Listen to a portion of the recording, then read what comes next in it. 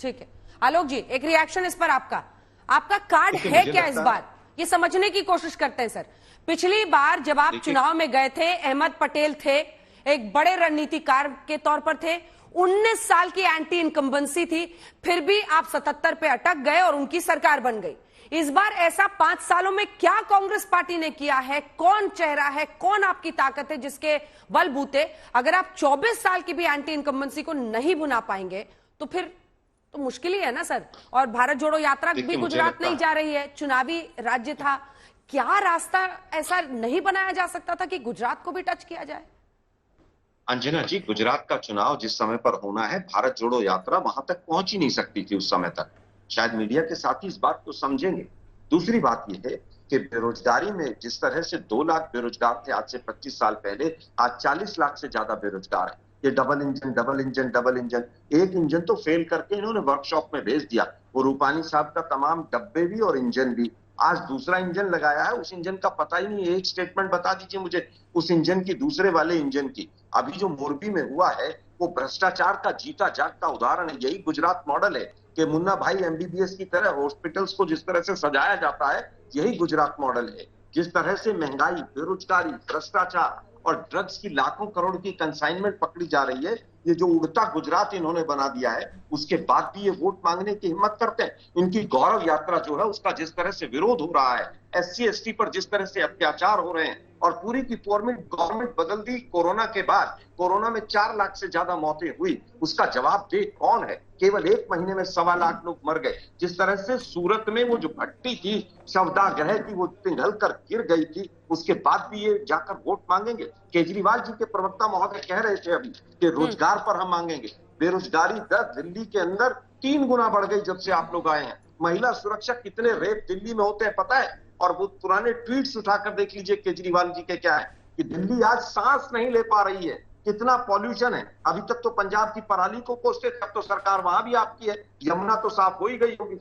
ये B team जो BJP की है, ये केवल और केवल कांग्रेस को नुकसान पहुंचाने के लिए काम कर रही है। जहां तक आपने हमारी बात पहुंची, मोदी साहब ने स्वयं कहा कि कांग्रेस पार्टी इस बार गांव गांव ठंडे ठंडे काम कर रही है। इस बार चौंकाने वाले नतीजे देंगे अंजना जी हम आपको। आप देखिएगा कि जिस तरह से पिछली बार हम बॉर्डर पर रुके थे, इस बार बॉर्डर पूरी तरह से पार जाएगा। और बीजेपी का इतना विरोध है इस बार, कोरोना हो, महंगाई हो, जीएसटी हो, और जिस तरह से मोरबी की घटना से पूरा भ्रष्टाचार और गुजरात मॉडल की पोल खुली है।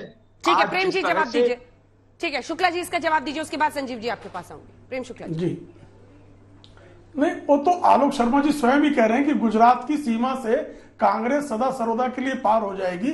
इसका प्रबंध कांग्रेस के नेता सतत कर रहे हैं, जिन्होंने सतत सरदार पटेल को अपमानित किया, जो लोग महात्मा गांधी को अपमानित करते हैं, जिन्होंने गुजरात को हमेशा से जो है विकास के मार्ग से रोके रखा था। मैंने आपको बताया जल संसाधन की क्या स्थिति थी, बिजली क्या स्थिति थी।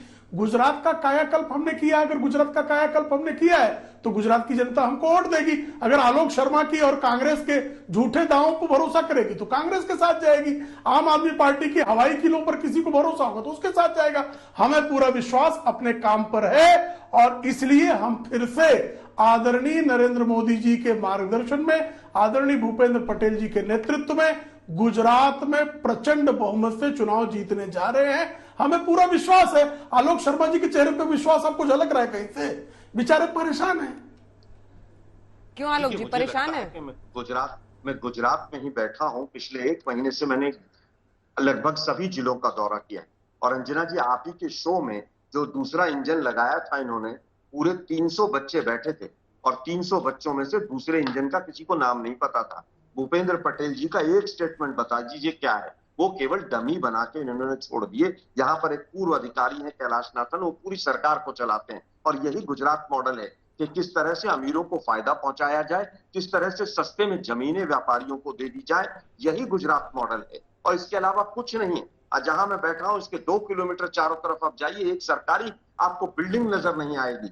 यहाँ पर एक जो मेट्रो है उसके 2-2, 3-3 बार इनको मुहूर्त करने पड़ रहे हैं। 1953 के हॉस्पिटल का आकर मोदी साहब यहाँ पर इनॉग्रेशन कर रहे हैं। और मोरबी ने तो इनका कच्चा चिट्ठा खोल दिया है, क्योंकि ये एक्ट ऑफ गॉड नहीं, ये एक्ट ऑफ फ्रॉड था। ठीक है, मैं लौट रही हूँ। संजीव जी को दिखाइए जल्दी से। संजीव जी, आपसे रिएक्शन। वो कह रहे हैं यमुना की सफाई हो या फिर ये जो चुनाव भी देखिए ऐसे टाइम पर हो रहा है जब चरम पर है प्रदूषण दिल्ली में। ये आपका पीछा गुजरात तक करेंगे क्या?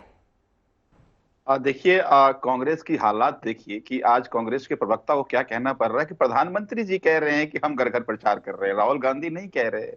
राहुल गांधी को नहीं पता घर घर प्रचार कर रहे हैं, कांग्रेस को नहीं पता, संगठन को नहीं पता घर घर प्रचार कर रहे हैं, ये प्रधानमंत्री को पता है। अब खेल समझिए कि प्रधानमंत्री के लिए भी इजी आपको बीजेपी की बी टीम बता रहे हैं संजीव जी। संजीव जी, वो तो हमेशा बी टीम बता रहे हैं बीजेपी की।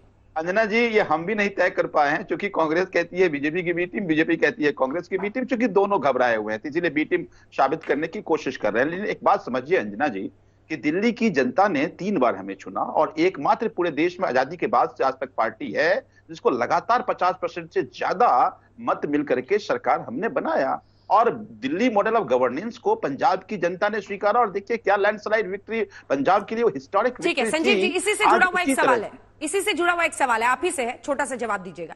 चाहे पंजाब हो चाहे दिल्ली हो, आपने कांग्रेस की सरकारों को वहां पर अप्रूव किया। क्या जब बीजेपी की सरकार का मामला आता है, 24 साल से वहां पर है, गढ़ है, पीएम एचएम का दोनों का गृह राज्य है, जब पीएम की लोकप्रियता से मुकाबला होता है तब आपको लगता है कि वहां पर कुछ कर, क्योंकि अब देखिए उत्तराखंड हो, गोवा हो, वहां पर आप कुछ नहीं कर पाए। नहीं देखिए, हम फोकस्ड होकर पंजाब चुनाव लड़े थे, हम फोकस्ड होकर दिल्ली चुनाव लड़े थे और दोनों जगह भारतीय जनता पार्टी के वोट में जबरदस्त डेंट हुआ। मैं उदाहरण देता हूं आपको, 2020 का ही चुनाव ले लीजिए। 2019 में 54% मत मिला था बीजेपी को लोकसभा चुनाव में, और जब वो विधानसभा चुनाव में आएगा 36% वोट रह गया। तो इसका मतलब ये सारा वोट आम आदमी पार्टी की तरफ शिफ्ट हुआ। यही पंजाब की भी हालात थी कि पंजाब में जो उनके वोट परसेंटेज थे उसमें ड्रास्टिक डाउनवर्ड ट्रेंड इनको दिखा।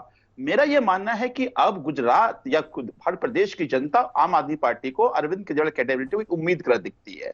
उनको लगता है यही एक समाधान है जो अरविंद केजरीवाल जी गारंटी कार्ड देकर आ रहे हैं, उस पर जनता का भरोसा है irrespective of party. Guarantee card पर प्रेम जी मैं आपका रिएक्शन लूंगी, रुक जाइए एक सेकंड। गारंटी कार्ड पे मैं प्रेम जी आपका रिएक्शन लूंगी, लेकिन उससे पहले सीधे लिए चलते हैं। गोपी हमारी सहयोगी हमारे साथ अहमदाबाद से जुड़ी हुई है और जफर इस्लाम बात कर रही है, सुनाइए। देखिए, हर पॉलिटिकल पार्टी अपने टिकट दे वितरण करने के पहले हर तरह के जायजा लेती है, उसमें क्या नया है भाई। जो सीनियर लीडरशिप जब कोई डिसीजन लेगा तो जाहिर है उसके बारे में जानकारी तो होनी चाहिए, ग्राउंड रियलिटी। हमने तो समाज के से बराबर फीडबैक लिया है और समाज ने जैसा चाहा है हम उन पर समर्पित होकर वैसे ही काम किया है।